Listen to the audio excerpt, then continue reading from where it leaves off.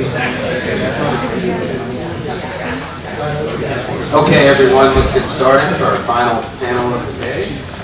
Welcome to Global Engagement in the Trump Presidency. I'm Joseph Ledford. I'm a co-organizer of this event. I'm a doctoral student in the Department of History, where I specialize in American foreign relations. As such, on November 8, 2016, I developed grave concerns for the stability of the liberal international order with the election of Donald John Trump as the 45th President of the United States. I wonder, how would President Trump's strategic doctrine position the U.S. within the international system? How does restricted immigration, America first, economic nationalism, and an unorthodox approach to the executive branch redefine America's role in the world and fundamentally alter the domestic political landscape? Luckily for us, we have four renowned Berkeley scholars here to answer this question. And I would also like to remind you that cards will circulate during the presentation for you to write your questions down for the Q&A sections. So just raise your hand and someone will pick it up. We'll begin with foreign policy with Daniel Sargent. He's an associate professor of history here today on American history in a global context, to be published by WW. Next, on immigration, we have Alberto Garcia. He is currently a visiting lecturer in the history department. He received his PhD here at Berkeley last summer. He specializes in 20th century Mexican migration to the United States, specifically the Bracero program, a 1942 to 1964 initiative that allowed Mexican men to work in the United States as seasonal guest workers. And next, on trade, taxes, and inequality, we have Paul Pierson. He is the John Gross Professor of Political Science here at Berkeley. His most recent book, co-authored with Jacob Hacker, is American Amnesia: How the War on Government Led Us to Forget What Made America Prosper. And finally, speaking on the Trump presidency, we have Terri Bimes. She's a lecturer in the Department of Political Science and Assistant Research Director at the Institute of Governmental Studies. As a lecturer, she teaches courses on the presidency, and her past publications include articles on populism and presidential elections. So thank you, and I'll turn it over to Daniel Sargent. John, it's just over here? Yes. Great. Well, I'm going to start out with an apology for reasons that have to do with kind of exigent personal circumstance. I'm going to have to leave right after my presentation, so I'm not going to be able to stick around to answer any questions that you might have. But I'm very confident in Joseph, my graduate student. He can delegate all questions intended to him. He will answer them much more effectively than I would have been able to. He, after all, works in the 1980s, and I worked in the 1970s, so he's a little bit more proximate in terms of his relevant expertise. Okay, my agenda for today is not to offer a tour d'horizon of the Trump administration's foreign policy. I'm not going to talk about Korea. I'm not going to talk about Syria. I'm not going to talk about the state of U.S. relations with Russia, nor about the question of Russian involvement in the election that made Donald Trump our president. These are all fine topics, and you're welcome to pose questions on any of these topics and any other topics that come to mind. Joseph will answer all of those questions.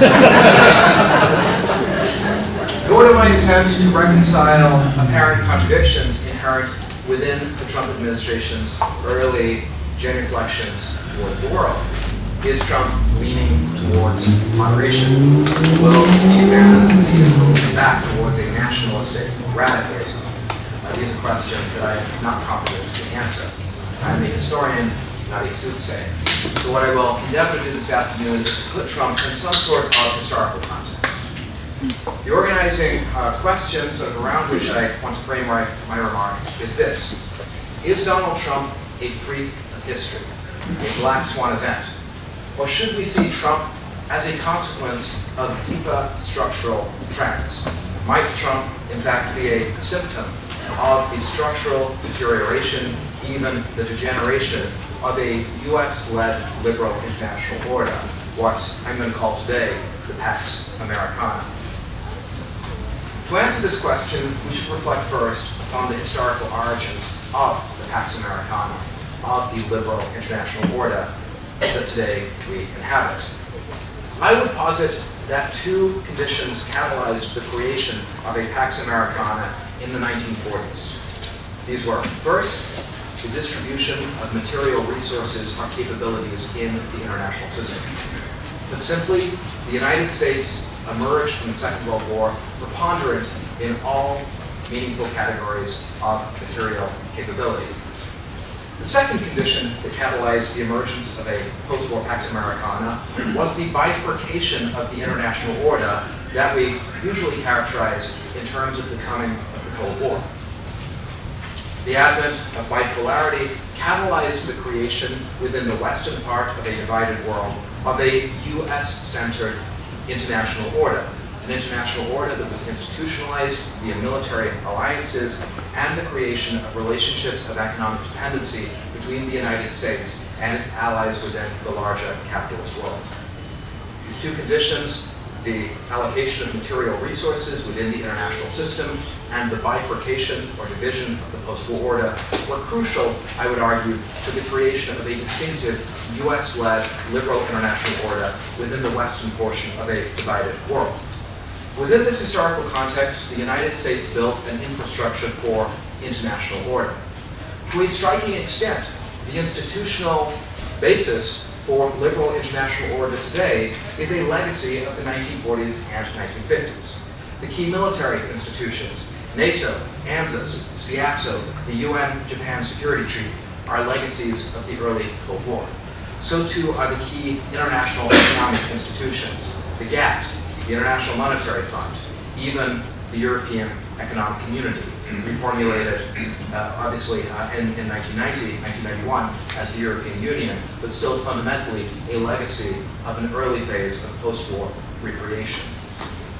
The post-war international order, the liberal world order, the Pax Americana, is approaching its 70th birthday. This summer, we will mark the 70th anniversary of George Marshall's commencement speech to Harvard University, a speech that inaugurated the Marshall Plan, a foundational moment, a foundational act in the creation of the Pax Americana.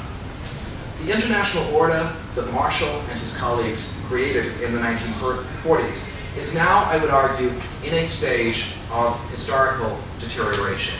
I would posit three sort of large explanations for the deterioration in our times of the US-led liberal world order.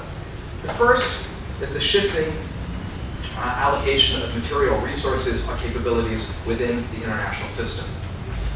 American preeminence in manufacturing industry was foundational to the creation and operation of the Pax Americana in the middle of the 20th century. Since this mid-century apex, American material capabilities have experienced relative decline, especially in the vital arena of manufacturing industry.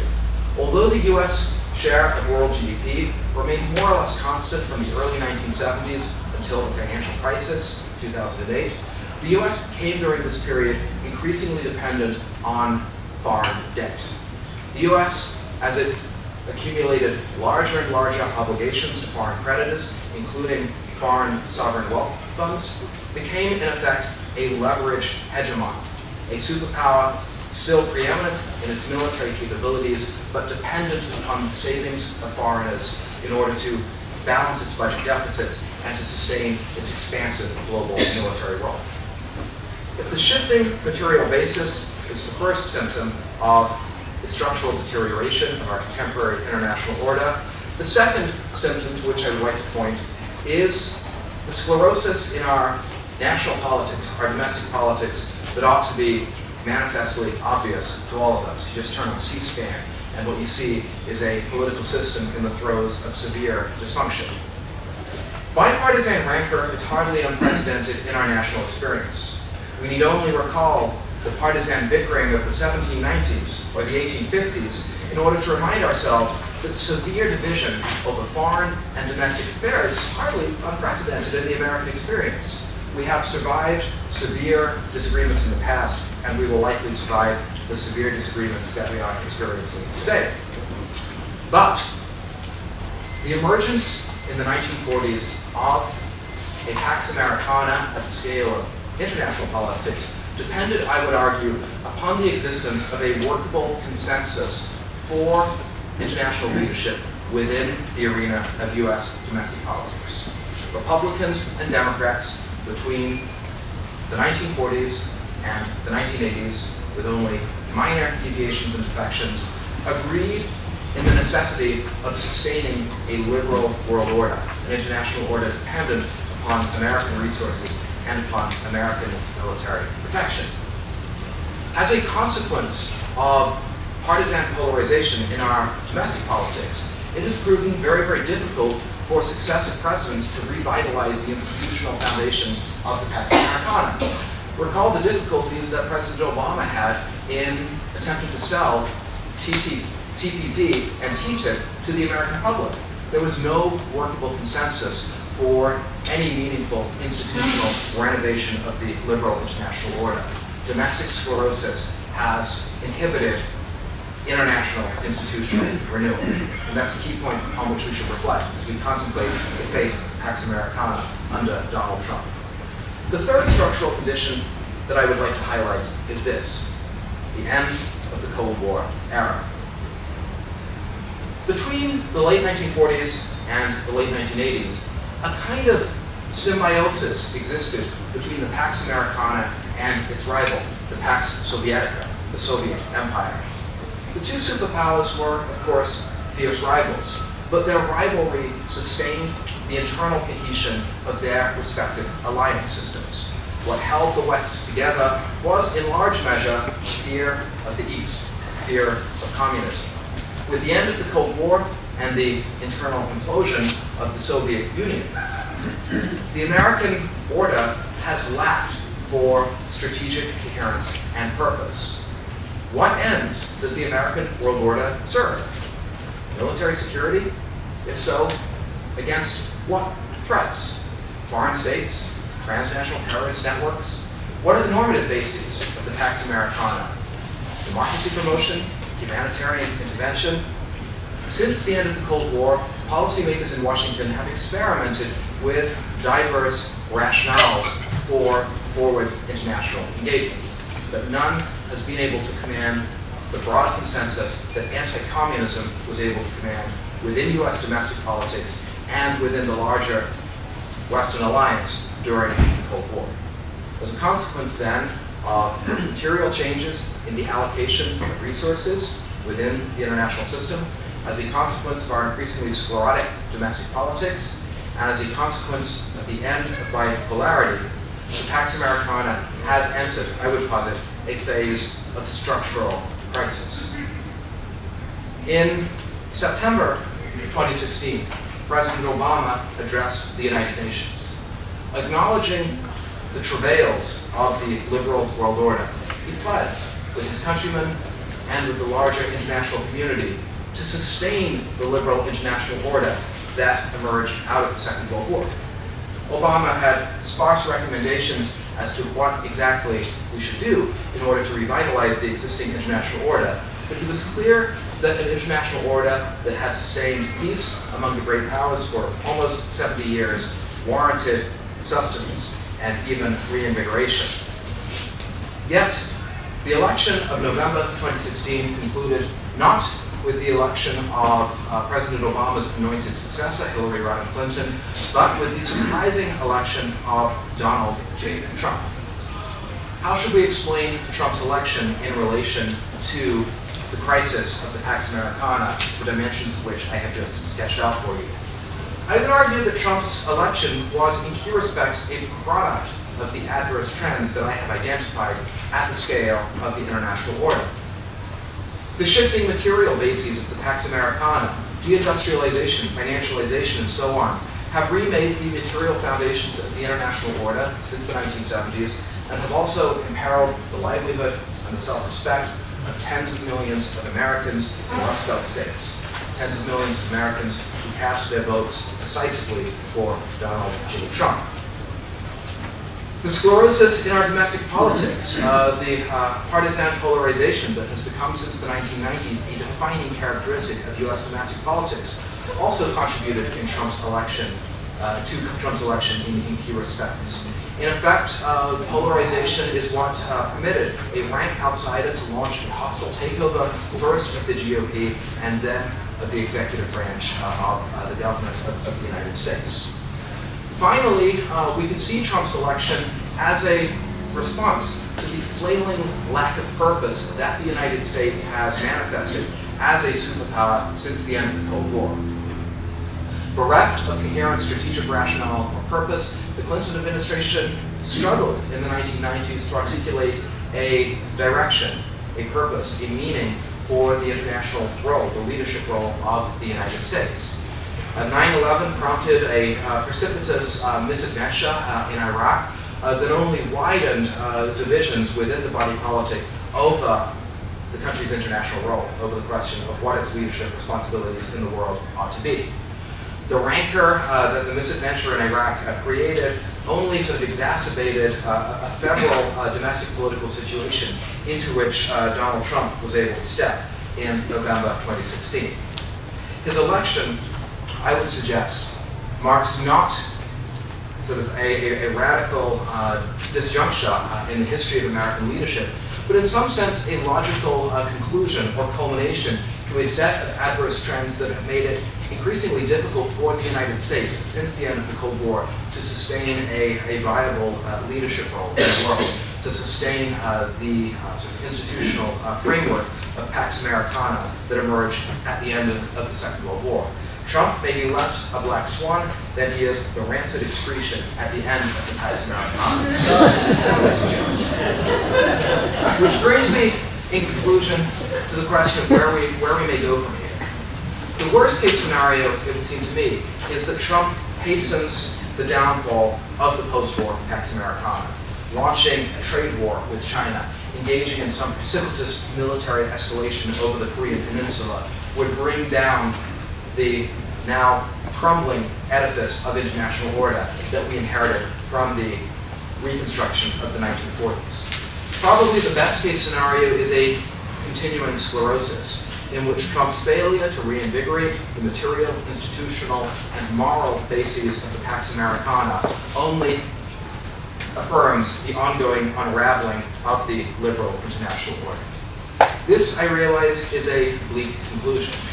And it is a bleak conclusion that I offer, in large part because of my conviction that the United States for 70 years has been a stabilizing, positive force in international politics.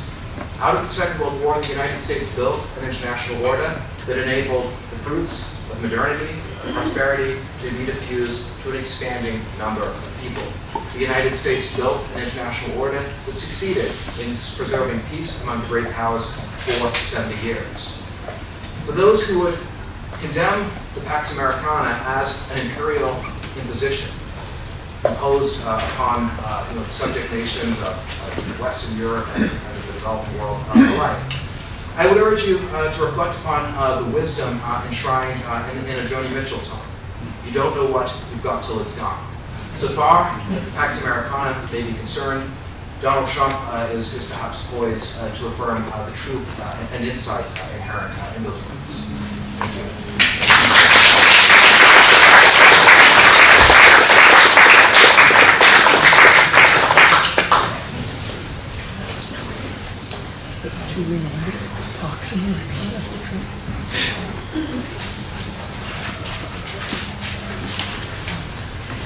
Alright, so can everyone hear me? Yes, okay, good.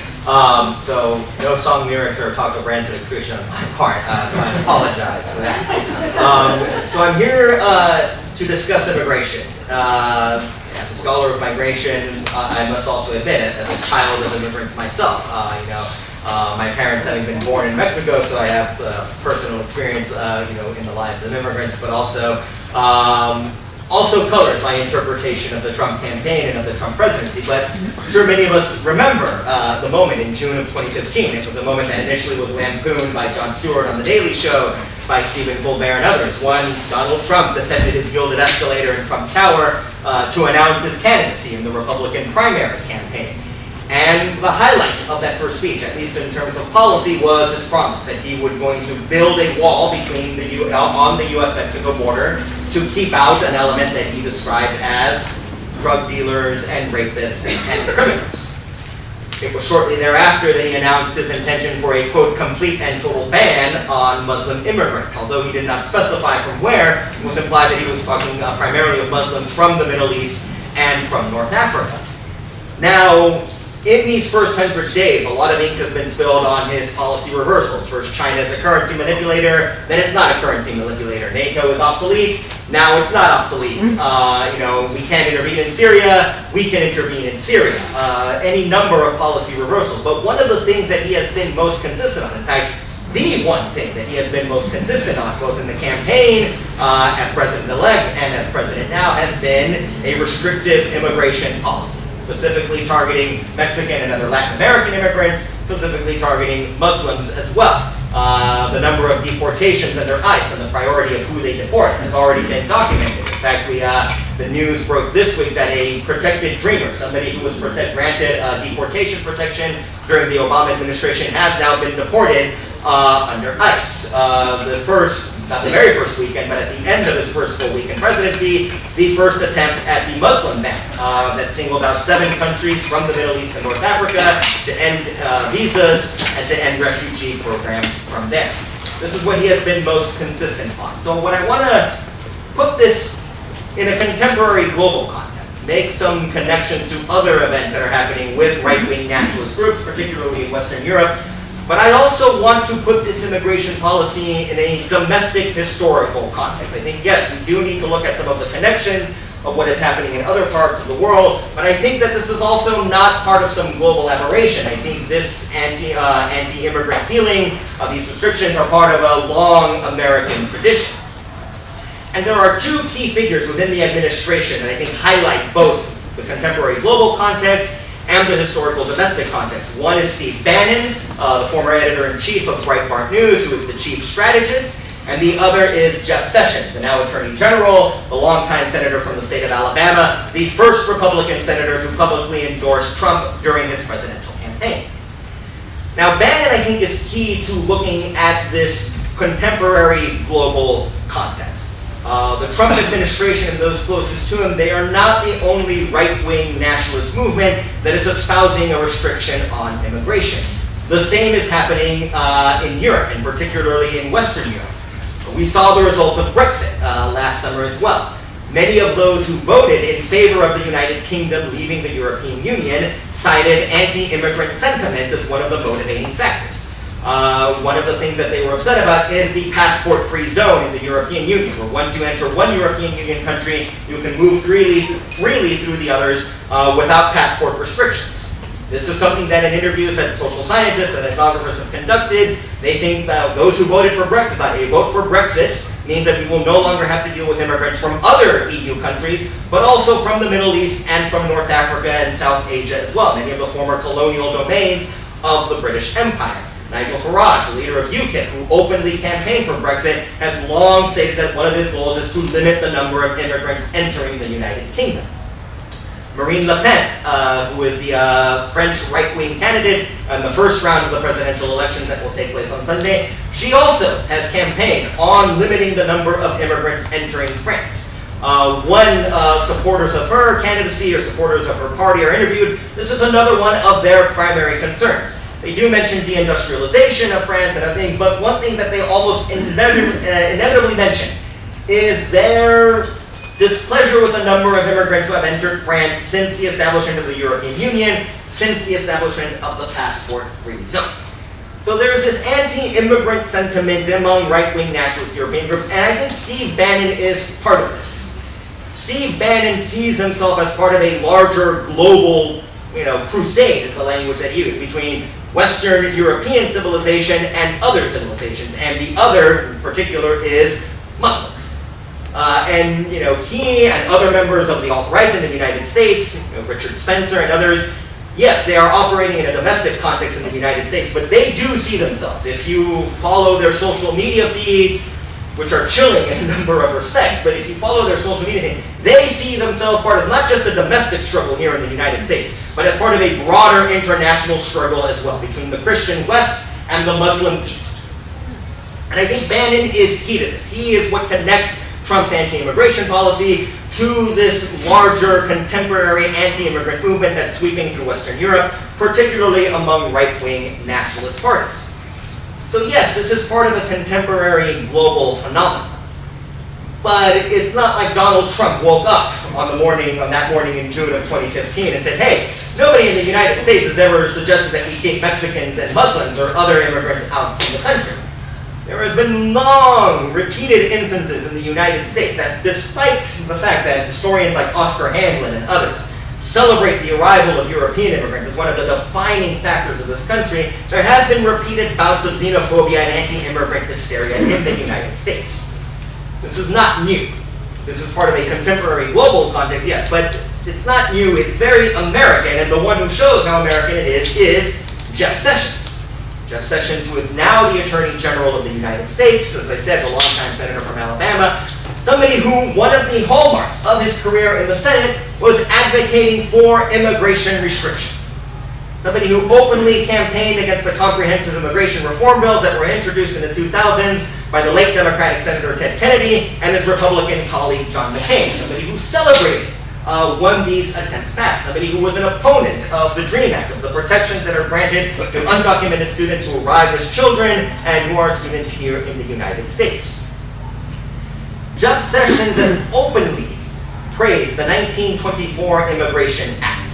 For those of you who are not familiar with the history of immigration reform in the United States, the 1924 Immigration Act is one of the most restrictive pieces of immigration legislation that the country has ever passed. One, it maintained the Chinese Exclusion Acts of the late 19th century. The 1924 Act sort of maintained, the goal of limiting the immigration of Chinese nationals into the United States. But it was also designed in an implicit way to limit the number of European Catholics and European Jews who were entering the United States at the time. 1924 Immigration Act didn't actually single out any countries, any predominantly Catholic or Jewish populations in Europe. But it said that the quota of immigrants who would be allowed into the United States would be pegged according to the 1890 census. And the 1890 census predated the huge influx of Catholic immigrants from Italy, or from Poland, or from what would become Czechoslovakia, Catholic immigrants from Bavaria in southern Germany, or of European Jewish immigrants from Central and Eastern Europe as well. The great movement that happened between 1890 and 1920. And in fact, it was the influx of European Catholic and European Jewish immigrants that contributed to the revival of the Ku Klux Klan in the 1910s and the 1920s. There have been two Ku Klux Klans. The first one emerged in the wake of the Civil War during the era of Reconstruction. It was rooted out by Ulysses Grant's federal government and the Union Army that was occupying the former Confederacy at the time. It emerged again in the 1910s. It was committed to upholding the systematic racial segregation of African Americans, the system known as Jim Crow. But in addition to anti-African American feelings, this Ku Klux Klan also expressed a resentment of Catholic and Jewish immigrants, who they argued were undermining the Protestant nature of the United States. This Ku Klux Klan viewed the United States as a white Protestant country. Viewed European Catholics and European Jews as undermining the American mission. The Ku Klux Klan was influential in the language of the 1924 Immigration Act. An Immigration Act that was superseded in 1965 during the era of the Great Society, during the President Lyndon Johnson's administration. When you see, of course, the landmark Civil Rights Act and the landmark Voting Rights Act that ended, or at least at the federal level, ended legalized segregation, extended the franchise to African Americans, but there was an Immigration Reform Act in 1965 as well. One that was meant to ease the restrictions of the 1924 Act and make it for a more egalitarian immigration system. This one didn't restrict that. It finally ended formal Chinese exclusion, and it established a system of quotas for regions of the world, regardless of national origin, regardless of race, regardless of ethnicity. Now, there were problems with the 1965 Immigration Act. It was not sensitive to demand, which led to a huge influx of undocumented immigrants from Latin America, primarily Mexico, from East and later from Southeast Asia as well. But this was an easing of restrictions of the 1924 Immigration Act, an attempt to make a more egalitarian immigration system. Jeff Sessions has said, is on record, he wants to undo 1965. This is one of his priorities. This is what attracted him to Trump in the first place. this anti-immigrant hysteria that is very rooted in American xenophobia. So yes, if you look at Steve Bannon, if you look at Richard Spencer, other members of the American alt-right who have supported Trump, yes, they do view themselves as part of a larger global struggle between the Christian West and the Muslim East. But when you look at Jeff Sessions and Donald Trump, you realize that this anti-immigrant hysteria, yes, it does have some very disturbing connections to right-wing nationalist movements in Europe, but it is and apologies for the corny pun, it's as American as apple pie or as baseball. Thank you.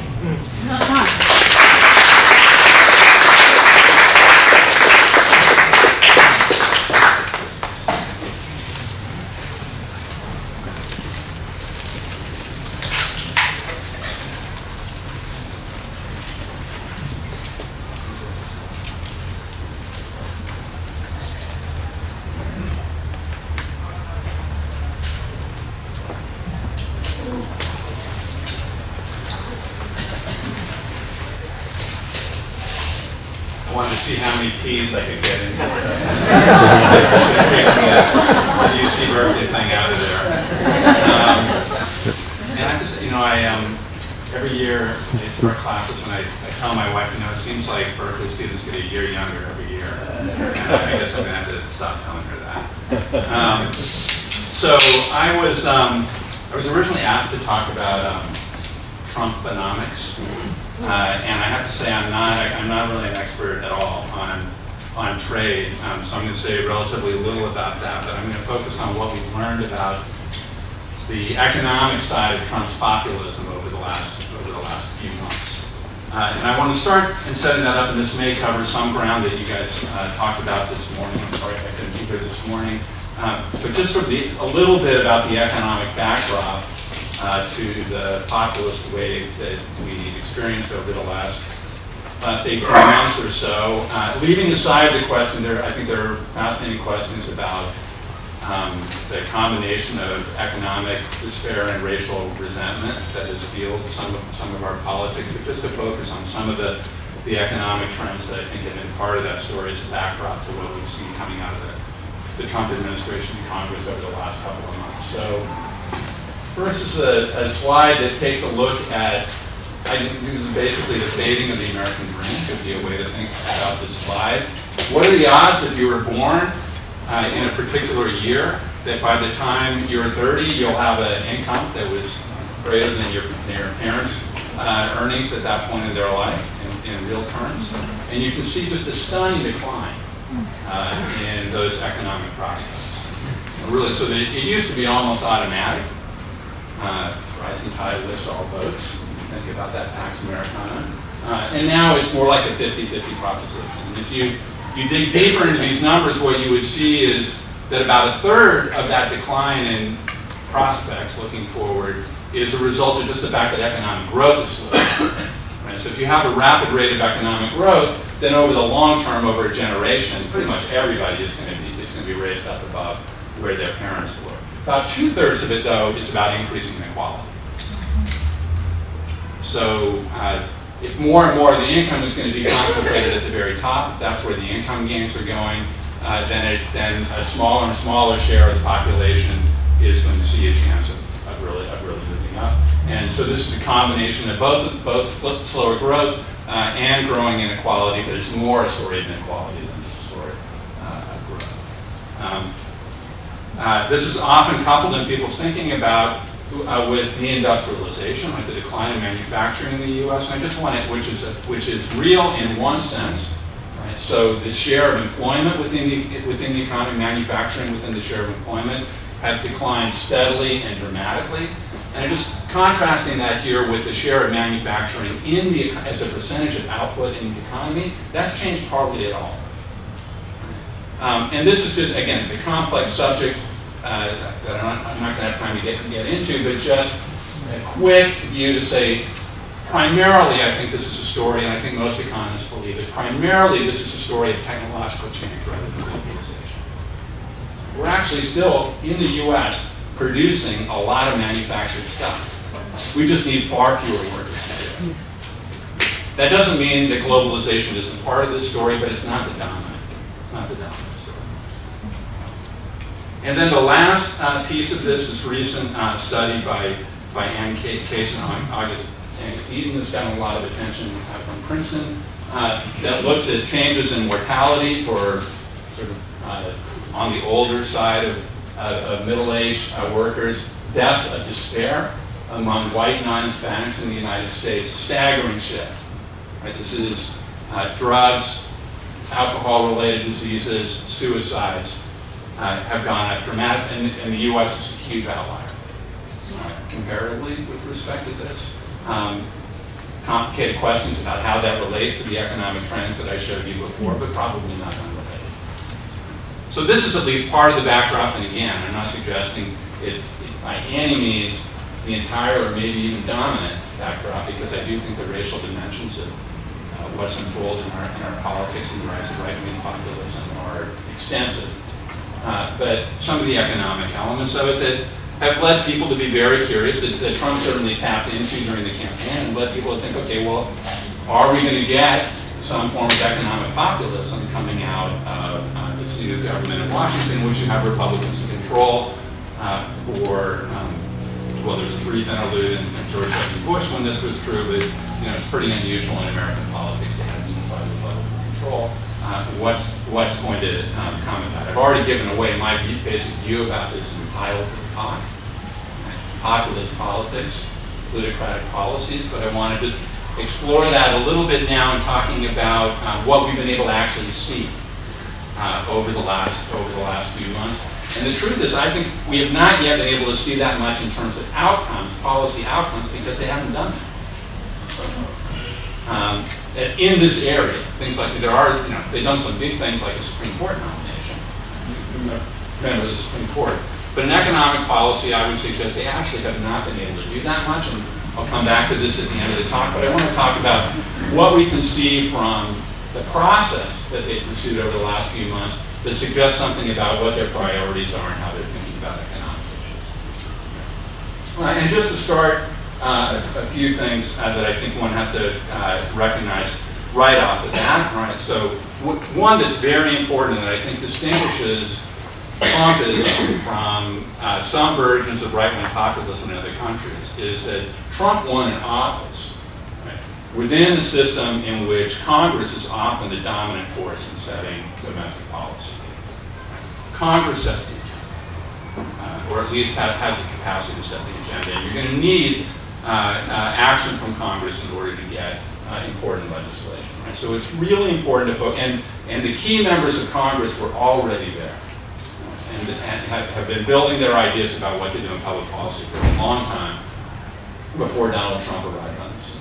Now we can tell something, I think, important from Trump's appointments in areas related to economics, and as I'm sure all of you know, he's appointed a lot of plutocrats, right? A lot of people who have worked as in prior positions either for industries that are regulated and would like to see a lot less regulation, or are themselves the heads of companies that were regulated and would like to see some less regulation. He's also, though, I think revealingly brought in a number of Republicans from Congress to serve in the administration, and I highlight the two here who are most directly related to domestic economic policy, Tom Price at Health and Human Services and Mick Mulvaney, who's the head of OMB. And what I want to emphasize here is that he put in very, very conservative Republicans. Republican Party has moved way to the right over the last 30 years, but even within that increasingly right-wing Republican Party, he chose people who were at the very right edge of the party. So the numbers there in parentheses are using what are called DW nominate scores that political scientists rely on that use hundreds of thousands of roll call votes over time to try to basically put members of Congress on a left-right continuum. And so you'll see, so for the last Congress, there are actually 443 identifiable people because there's some turnover in Congress. Tom Price would have ranked as number 402 as you're moving from left to right. Mick Mulvaney, there are only six Republicans further to the right than Mulvaney. On domestic spending issues, Mulvaney is about as big a hawk as he could have gotten. He voted against raising the debt ceiling, for example, was ready to go into default, stuff like that. So really, really hardcore Republican votes. So I've emphasized that Congress, I think, is an important backdrop for thinking about Trumponomics. Here's a quote from Grover Norquist of Americans for Tax Reform, actually from the 2012 Republican primaries, right? When the question was, what kind of person do we need in the White House? And Norquist's basic line here was, we just need somebody who's going to sign the legislation that Congress produces. Somebody with working digits. And if he'd been saying this in 2016, he would have said, it doesn't even matter how long the digits are. Just need somebody to sign. I can't believe that we are now living in a world where that kind of joke makes sense. So we don't need somebody to tell us where to go, to set the agenda. We don't need a president to do this. We already have hardcore conservatives in Congress. They're going to push the legislation. The president's job is just to sign it. Okay. And I think this has really been borne out, even though he was saying in 2012, I think there are some complexities around the edges, but I think this is basically what you get so far from Washington. Nothing on trade, right? Little things, symbolic things, but nothing on trade. The other day, and probably there would be few things that could be more dramatic on this front than this. Trump, among many of his reversals, was to say, I've been talking for years about how China was a currency manipulator. Never mind. Right? Never mind. Top priority, and of course this is no change from Republican elite policy priorities for the last 25 years, high-end tax cuts. We can go into this in more detail, but that is clearly the highest priority in terms of domestic economic policy. That's to be paid for, if it's paid for at all, right? Because there's also the possibility of just running up a bill, the way that the George W. Bush administration did. But if it's to be paid for, if at all, by big cuts in social programs. And it's worth emphasizing also that to the extent that you could get those cuts, right, which can be politically problematic, but to the extent that you could get those spending cuts, that would be a feature, not a bug. That would be considered, by these policymakers, that would be considered something that was not like an unfortunate result, but a good result. Right? Because these programs are bad. So that's the basic agenda. Right? So we talk a little later about how this is playing out so far, but here's the last Ryan tax plan that could be scored. We have no idea what the current tax plan is going to look like. It changes from week to week, but these are the kinds of distributions that you're often looking at. With respect to spending cuts, the Trump administration basically brought in the Heritage Foundation to produce this initial budget, which called for huge cuts in domestic discretionary programs. Here's a costing out, again, by the Center on Budget and Policy Priorities of what the broader Heritage Foundation budget proposal, which involved moving beyond just those cuts in non-defense discretionary programs, but also to Medicare and Medicaid and Social Security, was projected to produce from 20 to 20, between now and 2026. So huge domestic spending cuts, at least being an ambition of these policymakers. And then, of course, and this is the one I'm going to spend a little bit more time on, there is health care. So a coupleless now. Let's talk just a little. I have to give credit to my frequent co-author, Jacob Hacker, who put that slide together for me. He's more tech savvy than I am.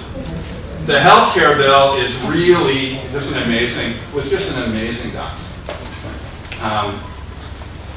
Here's what it meant for the number of people uninsured. Estimate increase of 24 million people uninsured. That's a lot of pain. That's a lot of pain. And a striking thing, the pain was actually, in the way the bill was designed, the pain was actually going to be particularly severe for lots of areas of the country that involve the core of Trump's electoral support, right? So this is an estimate of what was going to happen to premiums. You have places, so for people who are on the individual markets through the ACA and have that be replaced with the AACA, and it's the rural areas of the country that are especially severely hit by this. Alaska's the worst, but you can see it almost maps up. And another slide, which I didn't put up here, which just juxtaposes this with the map of the 2016 election, but you can see overwhelmingly it's rural America, and particularly older voters in rural America who are going to be most negatively affected by what was going to happen to health insurance premiums, even if they remain eligible. But Republicans saw this as something to be enthusiastic about, all that pain. And so here's, I think, a really telling quote from the House Ways and Means Chair when he was pushing for this. And of course, they were facing pressure. If you were following the politics, they were facing pressure from some Republicans. I hate to call them moderates, but they're just sort of at the more centrist end of conservatism within the contemporary GOP who thought maybe this bill was too harsh. And then there were others on the right wing, the Freedom Caucus, who said basically it's not harsh enough, you need to cut more. And Brady was saying, look, there's like huge policy wins for us. We're going to cut taxes by nearly $1 trillion, taxes on people in the top 1% of the income distribution overwhelmingly. We're going to cut spending by more than that because they're going to produce really severe cuts in Medicaid. We're finally going to start to return control of Medicaid to the states where they can design it for their communities. That basically meant they were going to turn the program into something that looked more like a block grant that was going to be capped at the federal level, which would have meant deeper and deeper spending cuts over time. A pretty good day's work is the way that he summed up what they were trying to do in that bill. And there's just one more slide to show you. Yeah, this is a big reason why they saw this as a pretty good day's work. Right? Because making all those severe cuts from the Affordable Care Act was going to free up a lot of money for tax cuts that they wanted to pursue. And then there's a stunning moment, to me, one of the most stunning moments of the last couple of months, which I've seen a lot of stunning moments. So this exchange between the president and Tucker Carlson on Fox News, and Tucker Carlson says, basically summarizes the slides that I've just shown you, right? Like, what the hell, right? This is going to hurt your supporters. It isn't consistent with the message of the last election. And Trump says, well, yeah, I know. A lot of things aren't consistent. Not a lot of economic populism on display here. I don't know if I'm allowed to show New Yorker cartoons, but I think this is a pretty good summary of the status of the current state of populism in Washington, except of course for the important caveat that he actually hasn't told plans. I mean, it's not like they're broadcasting what the actual distributional effects of the policies are, but the I'm going to eat you part does. But of course, it turns out harder to eat the sheep than it might look. Right? So let me just end up here by talking a little bit about what I think is really, to me, the most surprising thing of the last couple of months in domestic policy is how difficult Republicans have found it to make progress on their very ambitious economic agenda. So the first point just to recognize is you need to pass laws. A lot of these executive orders get a lot of attention. They're designed to get attention and to be dramatic, and we could discuss in the Q&A which ones of those are likely to really have some bite and which ones aren't. On the whole, I would say there's more bark than bite in almost all of them. They're not trivial, but if you want to make big changes in most areas of domestic policy, economic policy, you've got to legislate. Legislating is difficult when the president seems to be completely incapable of playing an agenda-setting role and a coordinating role in policy. Right? I mean, you really, in order to herd the cats, very difficult in American politics, you've got to have pretty clear signals to get people moving in the right direction. And for a variety of reasons that we could also discuss, the administration does not seem to be capable, interested, confident in pursuing that coordinating and agenda-setting role. Gridlock still, despite the fact that you've got what we call unified control among Republicans, gridlock still rules in American politics. The filibuster on legislation plays a critical role in shaping and constraining what a majority can do. On anything that involves spending and taxing, reconciliation also plays a critical role, right? If you want to try to get out from under the filibuster, which you can do if you can push things through the reconciliation process, but threading that needle of reconciliation turns out also to be very difficult. Some of the reasons why healthcare reform and tax reform have gotten slowed down is because they've been trying to figure out a way to do it under reconciliation, but that has created new hurdles that have also produced some gridlock. The economic agenda is very unpopular. This economic agenda, not the campaign agenda, but the things that they actually want to do, whether it's healthcare, whether it's taxes, whether it's domestic spending programs. These things are all really unpopular. I happen to believe that there are ways to move things in American politics, even if they're unpopular, but not things that are as extreme as this. And I think that was one of the striking stories about the healthcare reform episode was that they hemorrhaged support as it became clear that tens of millions of people were going to lose critical services, including a lot of Trump supporters who were going to lose services, and they couldn't even move that legislation through the House, right, where they have a substantial majority. Right? So doing things that are super unpopular, that's different. And then another factor that I think we often skip over is, but I think it's important if one compares what's happening today on these issues with what happened under George W. Bush, is that there's much more limited budgetary slack at the moment. We already have a budget deficit. And of course, there are a lot of Republican voices that will say, look, just cut taxes. Just don't worry about balancing them out with a border adjustment tax or something like that that's going to be unpopular.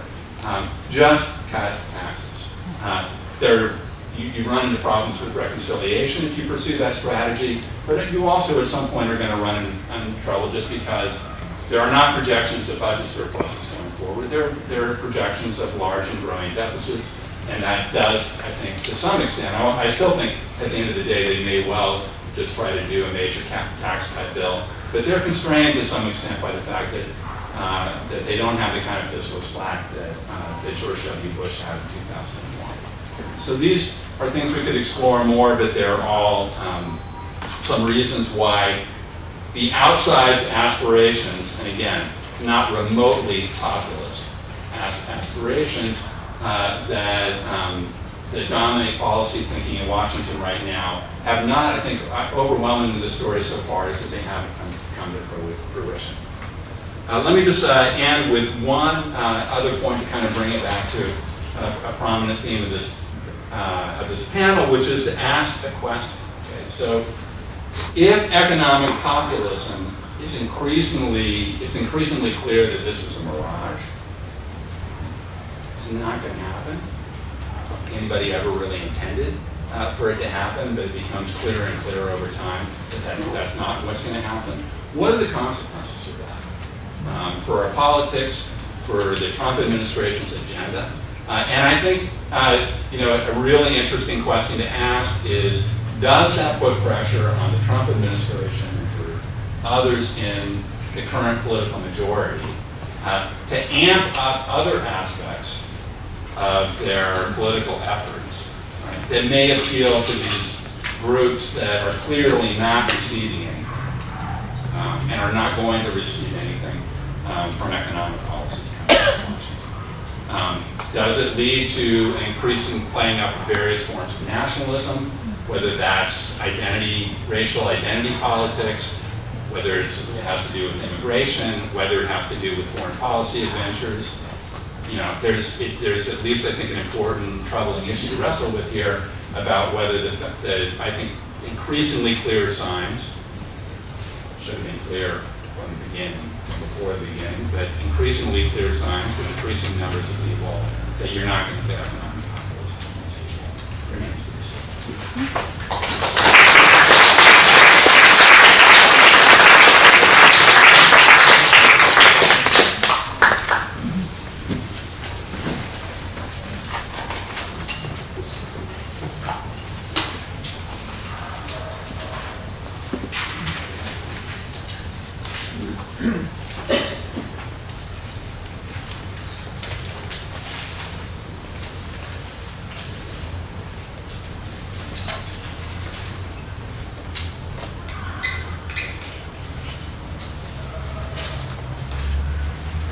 wanted to build on some of the points that have been made by my fellow panelists, that looking at how productive Trump's 100 days have been. And we all know where the 100 days terms comes from. It was first used with Franklin D. Roosevelt and his, the dazzling opening months of his administration, where he closed the banks and then he stabilized the financial system. He created a major jobs program and passed a whole 15 major pieces of legislation in that first 100 days. And humorist Will Rogers, commenting on FDR's 100 days, said, "Congress doesn't pass legislation anymore. They just wave at the bills as they go by." So obviously, Donald Trump does not have that kind of experience. But really, the first time that the 100 days term was used goes back to Napoleon. And it refers to the time from his return to Paris to his defeat at Waterloo. So a completely different connotation. And perhaps this is the better analogy than FDR used. Knowing this benchmark and being overly concerned with ratings, Trump tweeted this morning. He said, "No matter how much I accomplished during the ridiculous standard of the first 100 days, and it has been a lot, including the Supreme Court nomination, the media will kill." Well, today what I'd like to do is put Donald Trump's concerns aside and try to give an objective account of his performance as president during his first 100 days, as much as I can. So first, let's look at. First, I'd like to look at his presidency through some conventional measures. How does he stack up to other presidents in the first 100 days as far as legislation, executive orders, news conferences, and public approval numbers? Then I'd like to make the case why Donald Trump's first 100 days have been an order of magnitude different than his predecessors. While many other presidents have made major missteps in their first 100 days, the chaos surrounding Trump's White House has soured relationships with Congress, with the public, and other international leaders. And this is, I think the first 100 days is really going to set the tone for the rest of his administration. So, few presidents can live up to FDR's benchmark for passing legislation. And in part, this is because of the 20th Amendment, called the Lame Duck Amendment. And that amendment moved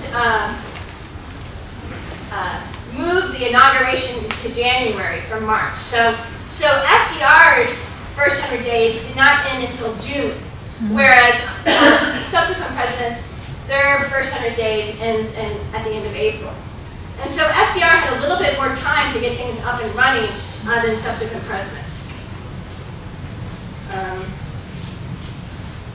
So if you look at this doesn't have Trump, but Trump has passed 29 laws, has signed 29 bills into law.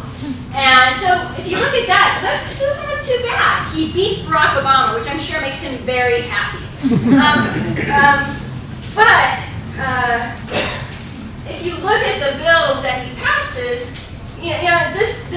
these numbers are just bills that it doesn't distinguish whether they're significant bills, major bills, or whether they're minor bills. And if you look at a lot of these bills, they're not. They're not really that major in a lot of ways. The latest one that he passed was a resolution providing for the appointment of Roger Ferguson to be Assistant Regent of the Board of Regents of the Smithsonian Institution. So that goes into those numbers, and so it's important to be aware of that. 13 of the bills that he signed into law disapprove of regulations put in place by Obama, and several others are these housekeeping or minor bills.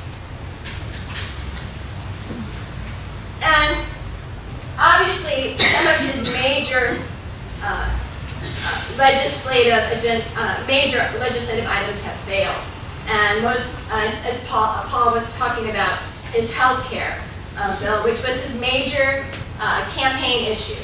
And if you think about it, like Obama in his first 100 days passed a major stimulus bill, a $700 billion stimulus bill during his first 100 days. Now, if you're a Trump defender, you might point out that a lot of major legislative items do not pass in the first 100 days. Obama and healthcare did not pass in the first 100 days.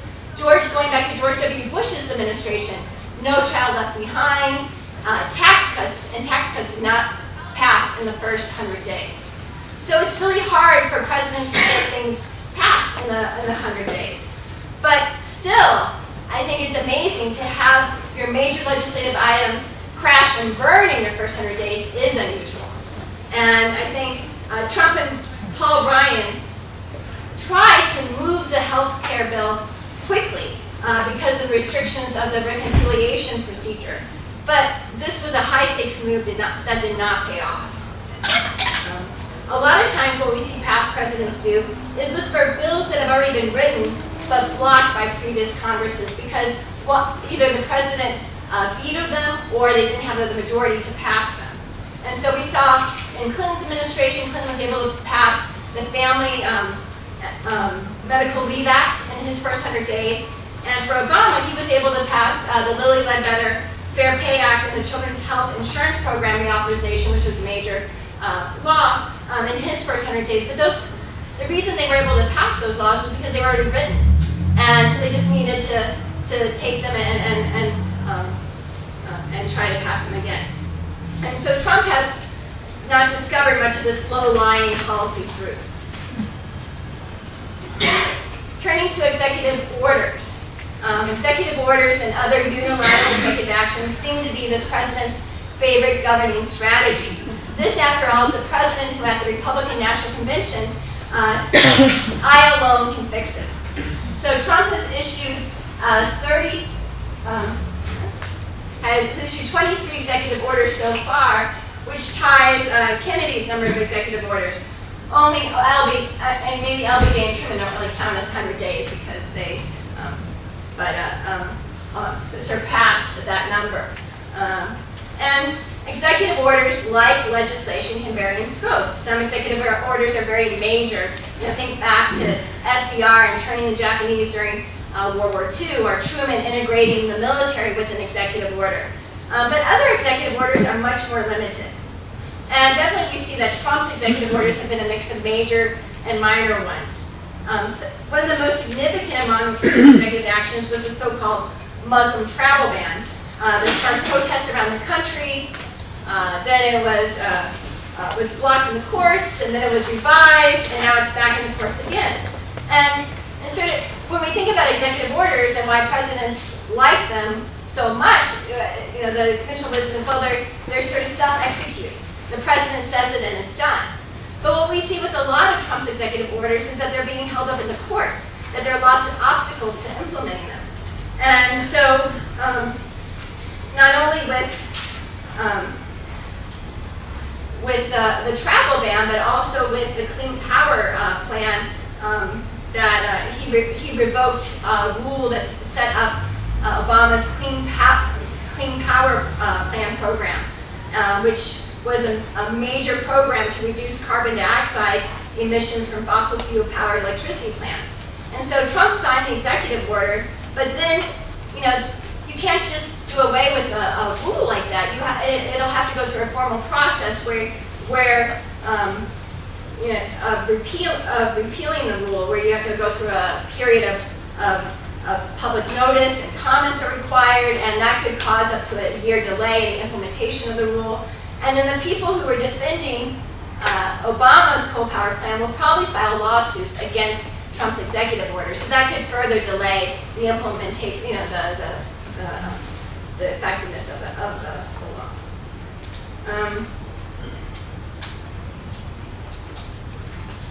Not all executive orders run into obstacles, and sometimes you get whiplash government. I know Melissa Murray was talking about the Mexico City policy and how you see Republican presidents come in and prohibit spending on blocking federal funding for international non-governmental organizations that provide or promote abortions, and then Democrats come in and do away with those. So definitely we see that Trump has used executive orders to make some strong stands on conservative social issues, as Julia Azari notes in her blog post on Vox. And we see this when he's issued unilateral directives drastically curbing federal Planned Parenthood spending, and he revoked a guidance document to schools that allowed transgender people to use the bathroom of their choice.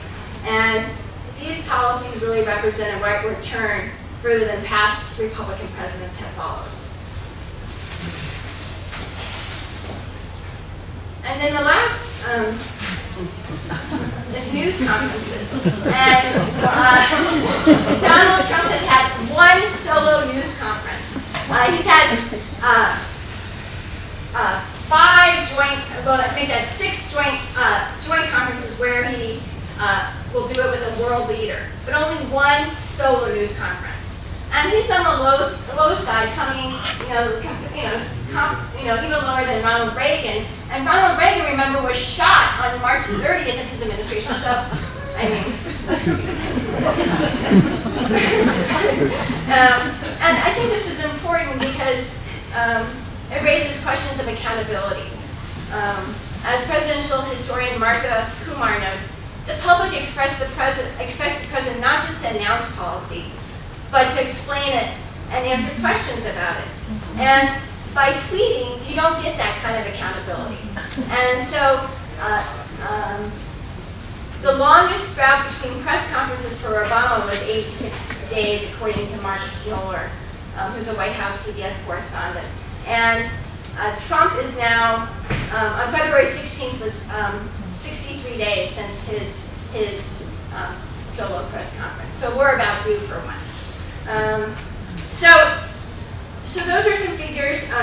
So I think Donald Trump has had a particularly tough first 100 days. Legislatively, he's failed to enact any of the programs promised during his campaign. Several of his executive orders look like they will be tied up in the courts for months.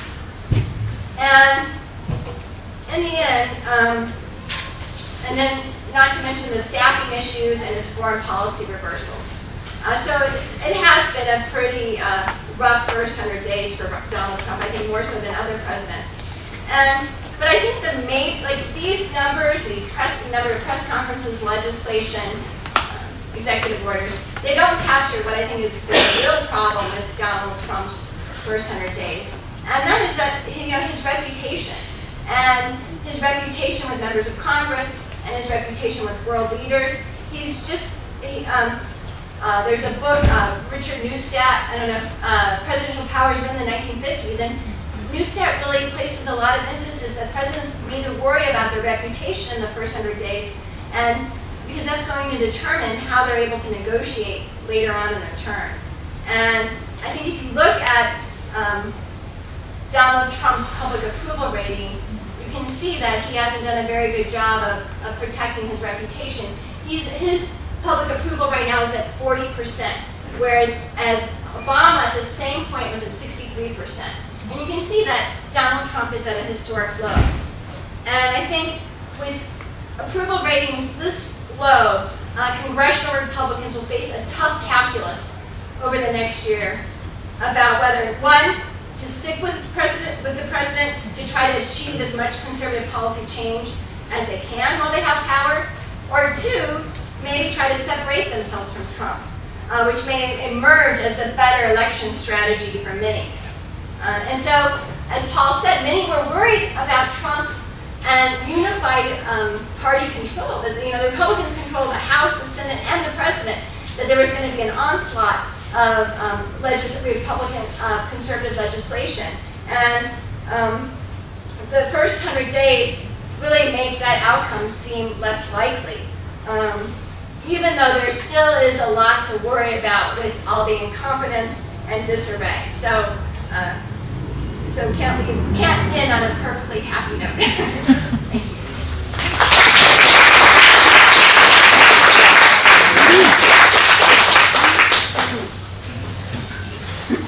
you.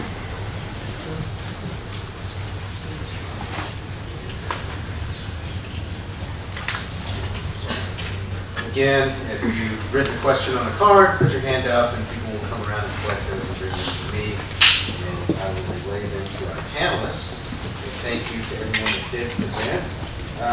First question. Given the unpopularity of the Republicans' economic agenda, why do the Republicans continue to promote it? Could or would they change their economic vision for the U.S., provided enough pressure?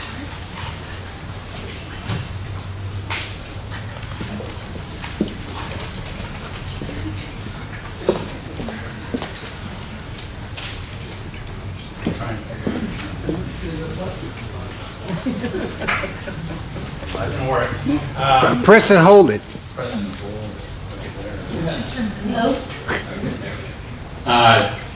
To be honest, I've spent now 16 years of my scholarly life trying to think through that question. First, Hacker and I started working on stuff together following the 2001 Bush tax cuts, which struck us as, where the question was, how can you have a piece of legislation in a democracy that hands out so much of its goodies to such a small sliver of American society? And there are a bunch of different dimensions in there. Obviously, some people's voices are much louder in American politics than others. There are also lots of ways in which you can hide what you're doing. You can make things look, you can put things in a pretty package if you're careful about the way that you design things. And if you have enough other things that people are focused on, enough shiny objects out there that people care about, then you can get away with a lot distributionally. And I think you can say a lot that the Republican domestic agenda over the last 20 years has been just a really striking, not always successful, but a really striking illustration of just how deep their commitment to high-end tax cuts is. That they're willing to sometimes pay a pretty big political price to not make a bunch of moves that you might think would be attractive to them because of the priority that they put on high-end tax cuts. So, I guess my basic view about that would be they would have to pay a bigger political price than they have paid over the last 15 years for that priority, for them to change their minds. It seems to be pretty deeply embedded. I'll just add one other thing. I think a distinctive feature of American politics, because it's so hard to identify who's actually responsible for what's going on.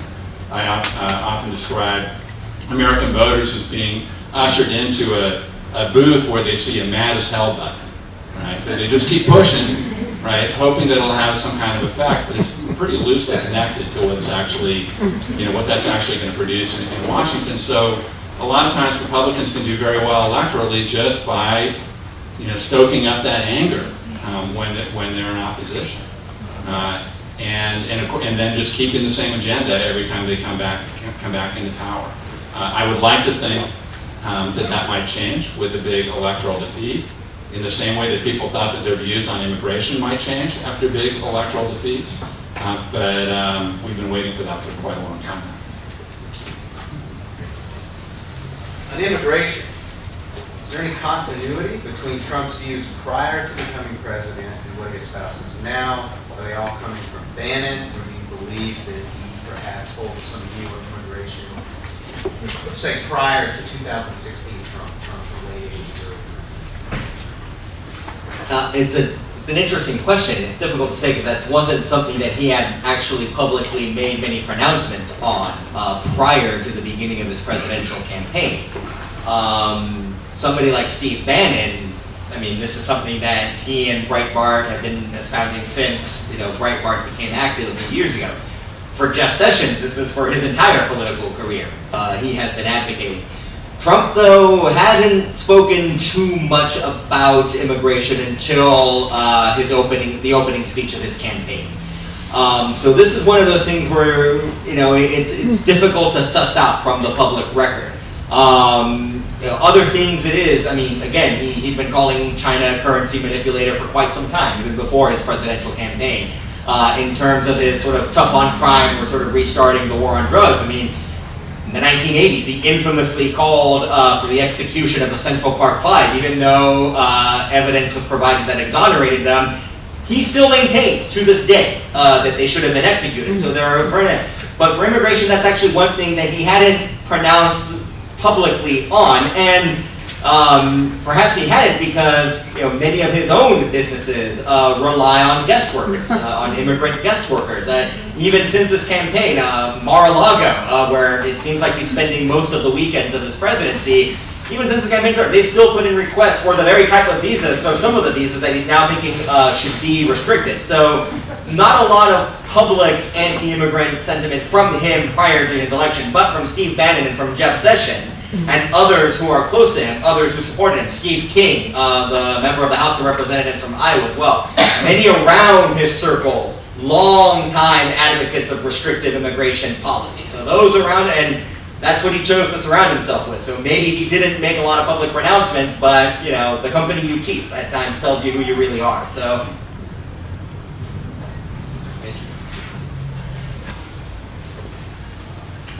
Here's the question on everyone's mind. Can anyone on the panel speak to the number of Russian connections revealed in the first 100 days and what's ahead?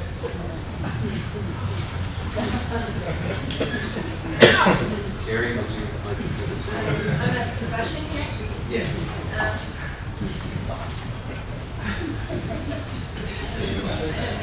There have been several connections. I think the number is greater than one. So, I think it's a funny thing. I struggle with this as a political science professor. I'm teaching, Introduction to American Politics right now, and where I struggle to try to be pretty neutral, which is a very, very hard thing to do these days, and where I think the evidence that this stuff goes pretty deep is, it just continues to accumulate. But one thing I will say that I think is something that we've learned in the last month or two. Again, I don't think it's all that surprising, but it's striking given the depths of the concerns that I think should exist around this issue. In our hyper-polarized politics, what Daniel Sargent was talking about at the beginning, where you rely on Congress to exercise oversight over an administration. We're now in a world where you're really, really unlikely to get oversight if it's the president of your own party, no matter how bad the stuff is. Right? No matter how bad the stuff is.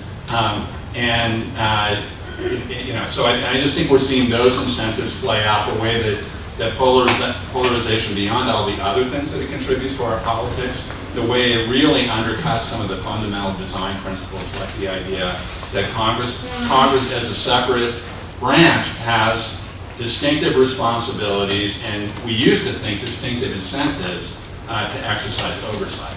Right? And we just, I think, really clearly do not see that happening. And I guess it's, one thing, just in reaction to what Terri was saying at the end of her presentation about Republicans in Congress and how they have to think about how close they stand to the president and when they start to triangulate. And my view about that is that they actually have enormous incentives to stay pretty close to the president unless his support just completely collapses within his base. Right? If you look at the districts that most of these members of Congress, if they're Republicans, the districts that they run for re-election in, they're much more fearful of a challenge from other conservatives than they are a challenge from liberals, or swing voters. So I just think things are really stacked against any significant move by Republicans in Congress to detach themselves from the administration. I just want to add to that. I think there may, it doesn't take much change, especially if the midterm elections are I was reading an article by Nate Silver, and he thinks that things are going to be pretty bad for the Republicans, and it's going to be hard for the Democrats to take over the House in the midterm elections, and even harder to take over the Senate, but we're getting closer, and I think that the district members who are on the edge, who have come from more purple states, purple districts, are going to face more pressure. And I just want to add that partisanship is a powerful drug, and I think that's one of the things with the Soviet issue, how you think about Ronald, you think about the Republican strong stance against Russia before Donald Trump's presidency, and now it's reversed. That the Democrats are more skeptical and more suspicious of Russia than the Republicans, and I think that's been really interesting to see. In terms of the connections, I mean, I think there's enough smoke there. I think there's something there, and then as a historian of Latin America, and of course the U.S.'s involvement in Latin America, many of these are some of the similar signs to when the U.S. would intervene. And this, I'm not trying to justify that, oh, well, because the U.S. has done it in other places somehow. No, but I mean, many of the similar signs, I mean, sort of these psychological or sort of these propaganda campaigns, sort of, prop up the candidate that you want, make the opposition look weak, and then maybe you can get the outcome that you would like. And just to sort of link it, I mean, Daniel's not here, but sort of to link it to something he said, sort of this breakdown of the post-Cold War order. Vladimir Putin and many of his closest associates in the government as well, I mean, they're on record as saying that for them, the greatest tragedy of their lifetimes is the dissolution of the Soviet Union. They're on record. So for them, sort of the collapse of this bipolar order, the collapse of this Soviet empire, for them, this is the foundational political moment of their lives and of their careers.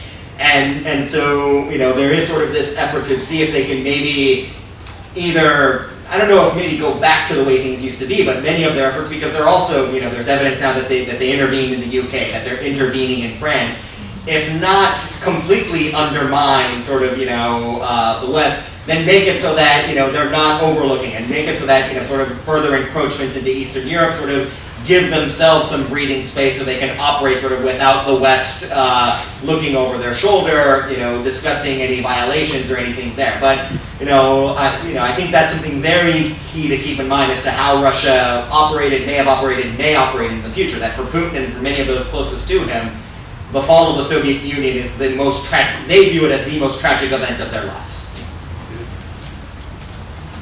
I've received a lot of questions on the Democratic Party, so due to time, I'm just going to roll them into one that captures the sentiment of one being, if anyone on the panel would like to comment on how the Democratic Party could change in face of the defeat, and including would they work with the Republican Party, and in particular on the AHCA, could they be forced into voting on it? Would there be a bill that could be amendable to both the Freedom Caucus, moderate Republicans, and moderate Democrats? I'll leave it there. Well, I think Mitch McConnell taught the Democrats a lot about the advantage, about the political upside of wall-to-wall opposition. Which comes back to what I was saying about the mad as hell button. It is unified. I mean, mostly in American politics, what we've seen in the recent past is that when one side does achieve unified government, it's not long before people are mad as hell at that party, right? And Trump, I think, has made it really easy for Democrats to just be in opposition. He is, there might have been some possibilities to make red state Democrats squirm a little bit, but the way that they've tried to govern the radicalism of their agenda, I think has made it and the fact that he's increasingly unpopular has made it a lot easier for them to just say we're against all these terrible things that they're doing. And I would be really surprised if that changes, and unless his popularity goes way up for some reason.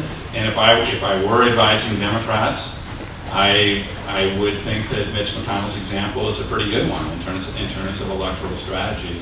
But there's not, I just don't see much evidence at all that the Trump administration or Republicans in Congress are interested in trying to govern from the middle in a way that would actually put some pressure on Democrats. So I don't expect to see that happen.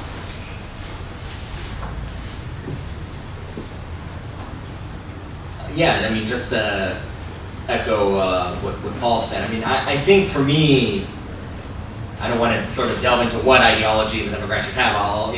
That might lead to a rabbit hole, and I haven't fully formulated my thoughts. But at least in terms of the strategy in the Senate and the House, I think the Senate will be maybe where you might see some Democrats peel away, because there were, senators who, voted for new Gorsuch, or expressed that they would not support the Democratic senators or not support the filibuster. There were many Democratic senators who voted for the cabinet appointees and everything. If you look at the House, though, and again, if you look at the healthcare bill 1, you're right. The Republicans, Paul Ryan, they made no effort to reach out to bring out any Democrats on board. But even if they had, I think Nancy Pelosi runs a tight ship in the House and the Democratic. None of the Democrats, anyone who made a public pronouncement, said even if they come to me, I will not speak to them. So I think at least right now, the discipline of the Democratic caucus in the House seems to be tighter than the discipline of the Democratic caucus in the Senate. Because even before the inauguration, Chuck Schumer, the minority leader, said, well, I might be willing to work with him on infrastructure, with Trump on infrastructure, or something like that. So I think, in the Senate, and especially for any senators who come from states that voted for Trump in the presidential election. And so the House right now, at least if you're looking at the Democratic side, looks like it's in pretty solid shape. It's the Senate where maybe some of those more moderate, or even conservative Democrats like Joe Manchin from West Virginia, Hank Kemp from North Dakota, they might be peeled away by McConnell and others.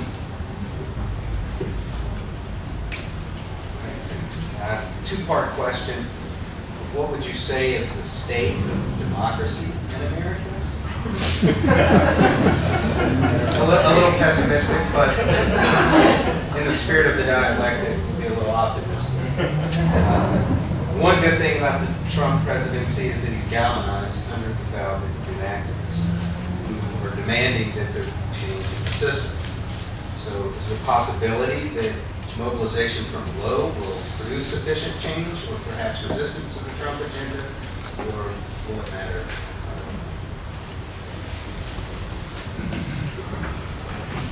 Well, in some ways I think we can be heartened because the Trump presidency has not resulted in what some of my friends who are in comparative politics were saying, that it would result in an authoritarian government.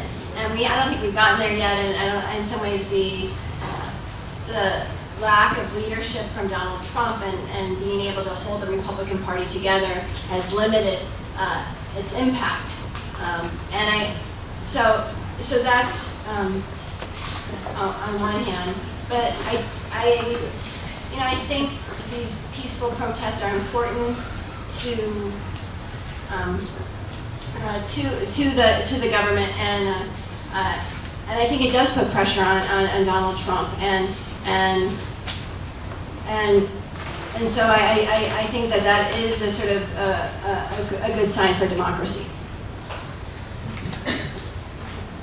So I have to say that when I think that I'm pretty gloomy about this, maybe not so much in the immediate future, but if I just look at the trends over the last couple of decades, and the fact that things with I think what happened in the last election could go, seriously awry from the perspective of commitment to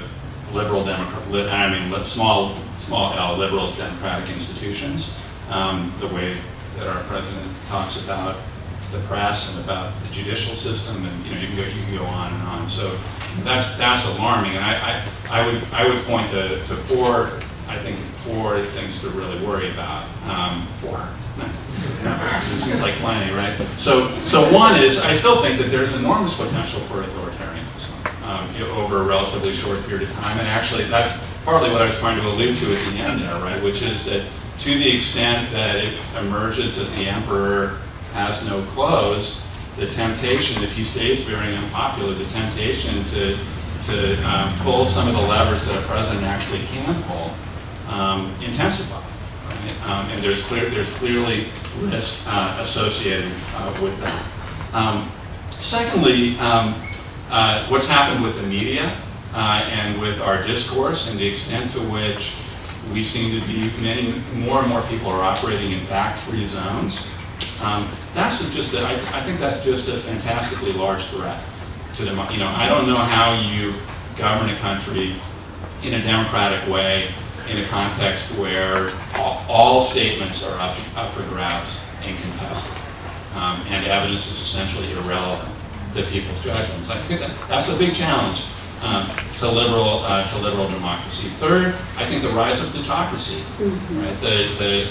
the absolutely staggering shift in income distribution in the U.S. It's a huge challenge, and much of that is just below the surface in some of the politics that we're witnessing now, but it's very powerful. And then finally, our government is not functioning well. Our government is not capable of governing in this, given the institutions that we have in a highly polarized context, right, where it is just much, much easier to bring Washington to a standstill than it is to actually pull together enough resources and consensus to deal with the inevitable problems that come up in a complex modern society, right? So those are four big things. So, you know, I'm not saying that I'm in despair about it, but I think that there is a lot of reason to worry. Yeah, I mean, just following up, I mean, I think the warning signs of authoritarianism aren't there. And I think certainly Trump, if he had his druthers, and, you know, his long-standing admiration of Putin, and the fact that this week he called Erdogan, Turkey's Erdogan, to congratulate him for, you know, for a referendum that, you know, many observers of the Middle East and scholars of the Middle East say this has effectively ended Turkey's democratic experiment that began under Kemal Atatürk, that you now have a hyper-presidential system, and Trump views this as a good thing, you know, called him to congratulate him. But I'm also heartened by many of the public mobilizations, but I think what will be important for those public mobilizations is then translating them into electoral mobilizations. And you know, that's key. I mean, the political culture in the United States is still one that, you know, look, elections matter. And, you know, there are signs there. I mean, we've seen some of the special elections for congressional district seats that were vacated by the very arch-conservatives that Trump appointed to his administration. Of course, the Georgia 6th, the Kansas 4th, and both of the Democratic contenders there made much stronger showings than probably would have been expected. I think John Ossoff ended up 900 votes short of an outright victory in the seat that was vacated by Tom Price, who was one of the most conservative members of Congress. But the thing is, that has to keep going, and you know.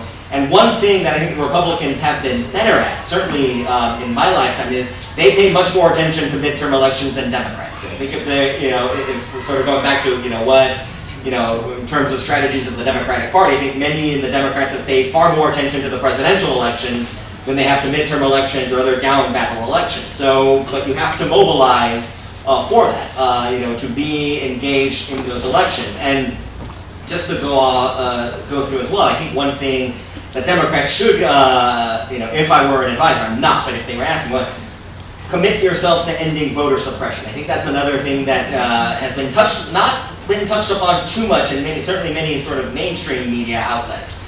But this was the first presidential election without the full protections of the 1964-65 Voting Rights Act. And many states, many of them in the former Confederacy, enacted voter ID laws that targeted African American voters who are a solid constituency for the Democratic Party.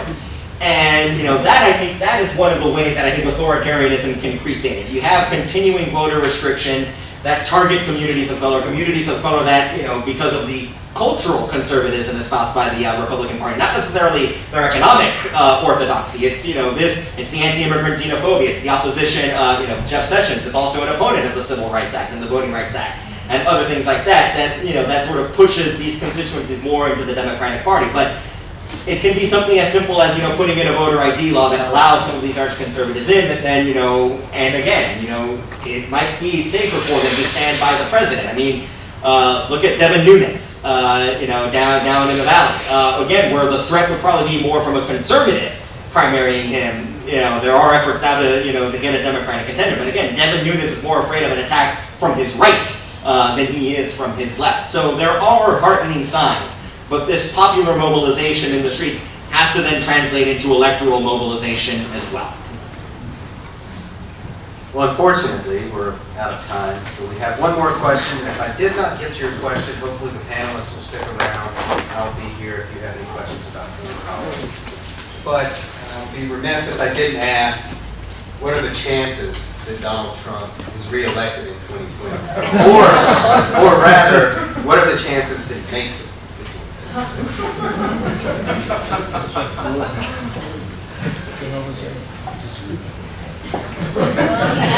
historic public approval numbers now, so it doesn't bode very well for him.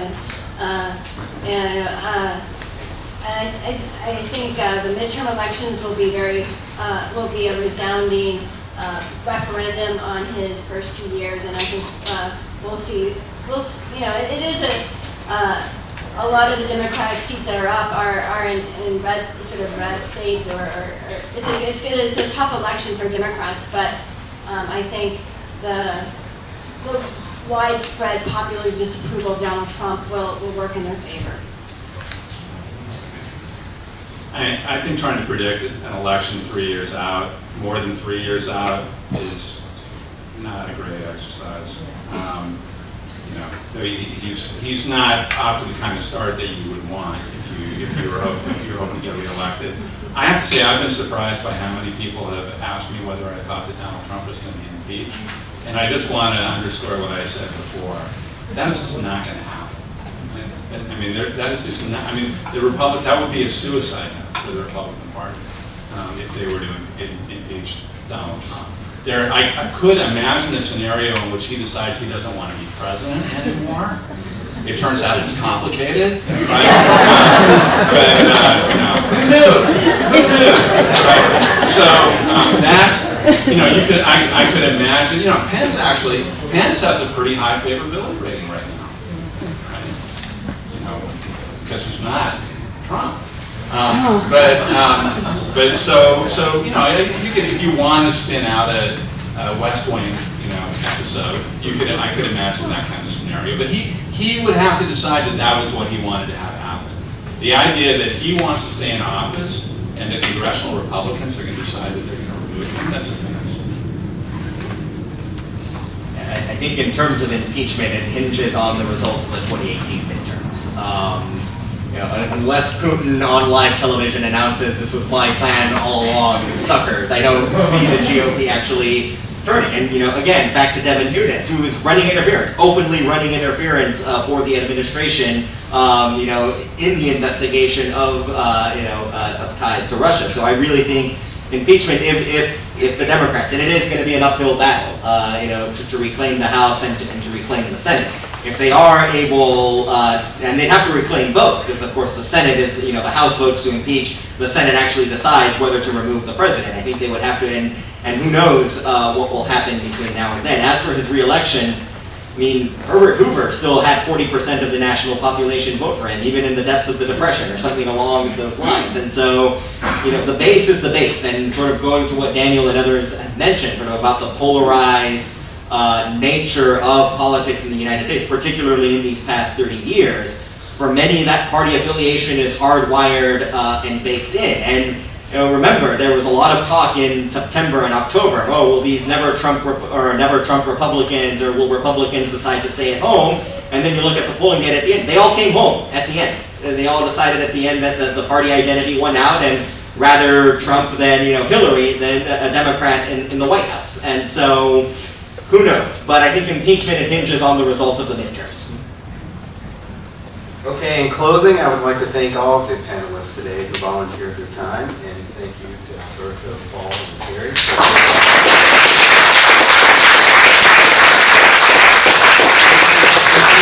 The Berkeley Center for Right-Wing Studies for putting together this event, and most importantly, thank you to all of you for showing up.